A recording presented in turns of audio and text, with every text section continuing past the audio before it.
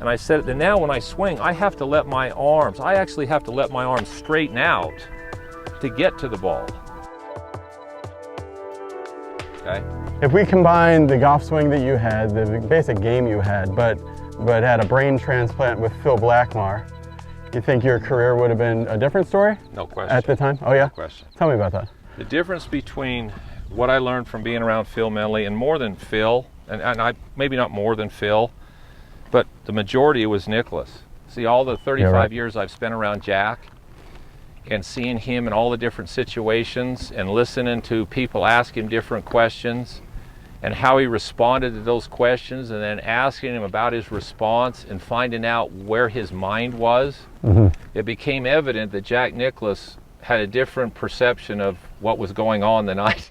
Yeah, right. And so people, you know, when these guys make comments, like when Jack makes a comment, or Tiger makes a comment, or Michael Jordan makes a comment, or Bill Gates makes a comment, or somebody who's really successful at anything, most of us listen to that comment and they go, well, that was arrogant, or that was cocky, or that was whatever. Well, no, see, these people aren't normal. They don't react to situations the same. That's why they've been able to do things that most of us can't. So when I realized that, I started going, okay, what did Jack's mindset have to be for him to react to that question and give that answer? Then I started to understand where he lived and what he was thinking. Yeah. And his world and what he was thinking, because he believes what he's thinking, was not even close to where I was. So the way he processed information made it easier for him to produce under the highest amount of pressure, where the rest of us, the way we react to that or a shot, made it less likely for us to perform. So he had an advantage by the way he perceived outcome or the way he perceived what he was doing. Well, this question I'll ask you is a friend of mine, Oral Hershiser. He had a certain type of personality, right, which was kind of mousy and kind of reserved and kind of bookish. And if you look at the old pictures of him, and through Tommy Lasorda, he was able to get this bulldog mentality of like totally different. So you're not necessarily, do you think, like, you're not like stuck with who you know, you're not stuck with thinking of things a certain way. No. It can be changed. No, your brain's a muscle. Okay. You can train it to think and do, I mean, people don't spend nearly enough time training their mind as they do their body and everything else. Okay. So your brain is a muscle that can be trained to see things, react a certain way, and basically your brain controls your body. Okay. So your thoughts control what you do. So if you start to have trouble with that, there's drills and exercises that you can do to where you're consciously very engaged. Okay, so in other words, when I get up over a shot, and this is Nicholas and Blackmar helped me with this with a lot of things, which you don't want to go to your quiet place where everything's calm. No. You want your mind to be engaged, very engaged, and your adrenaline flow to be up and that energy level to up, but your body has to be calm. So you don't want this to be like this, because why would you be in those situations? The reason you want to be in those high energy situations is because it ups your adrenaline level. When your adrenaline level comes up, if you know how to channel it, you can now do things you can't normally do. That's why these guys love it. See, they don't want to go to their quiet place. They want that energy. They know how to channel it so that they're mentally engaged but physically calm enough to go ahead and let it go. Okay, let's go to our next part, which is chipping. I can go, we want to grab your wedge? Oh, I take yours. Okay, sure. All right, so hold this again, Mike. And I'll, all right, so another area we see a lot is with chipping, if a guy will either like yip it and it'll be thin, screamer over the green. I won't hurt your balls there. That's okay. Or it'll go about like that far when or even a foot. So a thin and a chunk, but you can see there's some kind of hitch in the giddy up or in the tempo that something's like majorly off. Right. So fixing the chipping yips, Mike. Oh yeah, of course. Okay. Now I'm going to go back to what I said with putting, and a lot of it is, first of all, I tell people you don't have the yips, you have the saviors. And they go, what do you mean?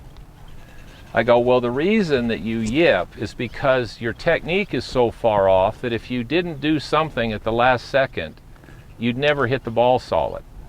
So most of the people, when they set up to hit a chip or a pitch shot, the way they set up to it makes the bottom of their swing happen way too early. So all it takes is one of these. And now what do you do on the next one? Well, somebody says, well, now they get right here and your brain's going abort mission. And so it goes, and then you pull up and you hit one of those and you go, well, now I'm screwed. I mean, I either hit it fat or hit it thin. Here's the biggest problem in chipping. Okay, in chipping and pitching, where do you want your weight? On right the or lead left side. side? On the left side, yeah. There's two ways to get your weight to your lead side. I can get, and this is what I struggled with my whole career, and this is where Blackmar really helped me. So I set up to hit a chip, and what did I do with my weight? I pushed this hip forward, so where's my weight? On my left foot. But when I pushed my hip forward, what did it just do to my shoulders and my head? Your trail shoulder just got about 4 inches lower. Yeah. So now if I sit here and I don't do anything, where's the club going to hit the ground? Fat. Okay, so I've got to do something now to hit the ball. Now a lot of people say, well, move the ball back in your stance. Well, now you start getting so steep that if you don't hit it perfect, you hit a bad shot. Okay, so here's what he did to me. He says, okay, Mike, get ready to get set up to the ball.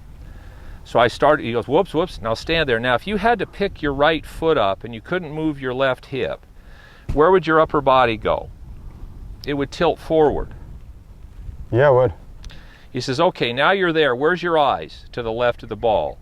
Where are your shoulders level or tilted back? I said, well, they're fairly level. He says, okay, now set your right foot in, set the club down, and now make a swing. Immediately, my club bottomed out in front of the ball because that setup changed where my circle bottomed out. So most people that have the yips with chipping are trying to lean into their left, and they're trying to stay behind the ball, and they're trying to lift the ball in the air. You got to go just the opposite way. I mean, I had Kite and Crenshaw were hitting shots at a PGA championship, and I watched him, and he had me hit a shot. He had me turn this way and put my head way out here and stand like this and hit pitches like that, and I hit every one of them perfect. Yeah. Well, why? Because he gave me the okay to get this shoulder up and to put my eyes to the left of the ball. Most people, when they set up, because two things, they've been taught, move your weight to your left foot. And I would say, okay, that's fine. How do you get to your left foot? So you can get to your left foot two ways. You can do it this way, where you push your left hip forward like that, but as soon as you do this, if your head doesn't move, what just happened? Shoulders tilted, okay? Now the bottom of my swing's right here. Okay, you go this way. So now where's the bottom of my swing gonna be? If you just watch this, if I push my hips this way, okay, you see where the club's bottoming out? Yeah. Now I'm gonna keep swinging. All I'm gonna do is change my setup. So I start changing my setup, and where does the club start to bottom out? Yeah, just in front of the ball.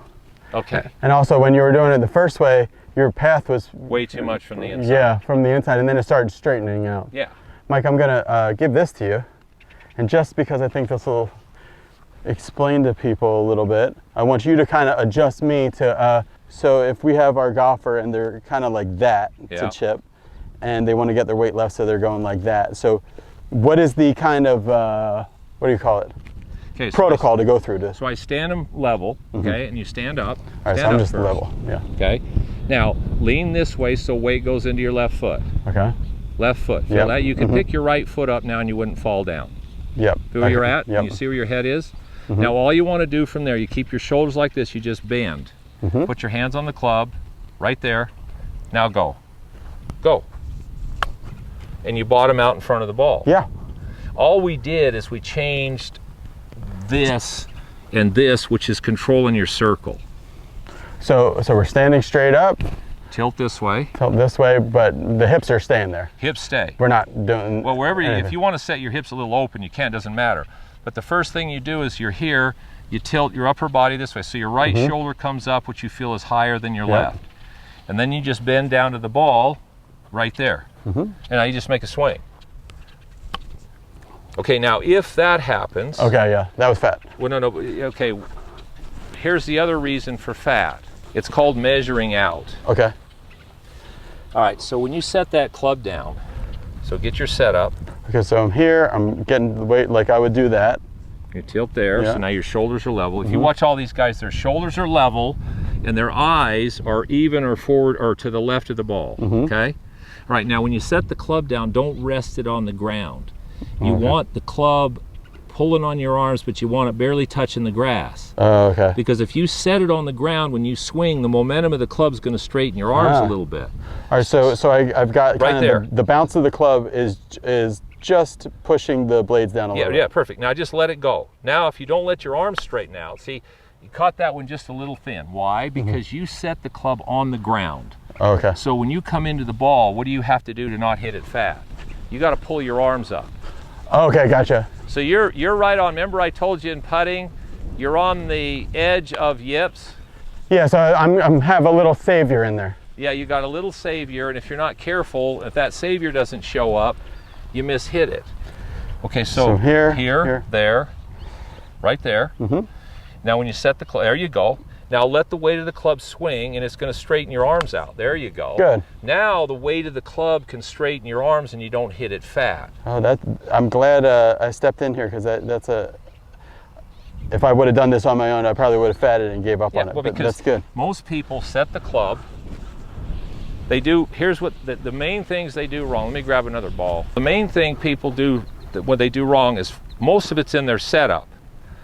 So because they're trying to chip the ball and they want to get the ball in the air, and they've heard get your weight to your left foot, they tilt this way, which makes the club bottom out early. So the first thing is to make sure that you're set up where your weight's left, but it's because you're here and your shoulders are level. The next thing is you want the weight of the club as it drops down. You want the weight of the club to just hover above the grass. You don't want to rest it on the ground. I see so many people that set up and they're so bent, their arms are so bent. If there's any momentum, see, if your arms straighten it out at all, you stick it in the ground. Right. So I let the weight of the club just kind of pull on this, and I set it. Then now when I swing, I have to let my arms, I actually have to let my arms straighten out to get to the ball. Yeah. See, if I pull them in, I top it. So I'm not afraid I'm going to hit it fat. It's a good place to be, because you can just be freely swinging. You can be free. Yeah. If I get set up and I do this, and there are some good players who put a lot of bend in their arms, and they say, well, just maintain the angle in your arms. Good luck. Yeah. You know, so when I set up, I let the weight of the club hang, and when I'm setting up, I get set up here, and I don't rest the club on the ground. So now again, when I swing, what's going to happen? Well, the weight of the club's going to straighten my arms out, and then I catch the ball. Right.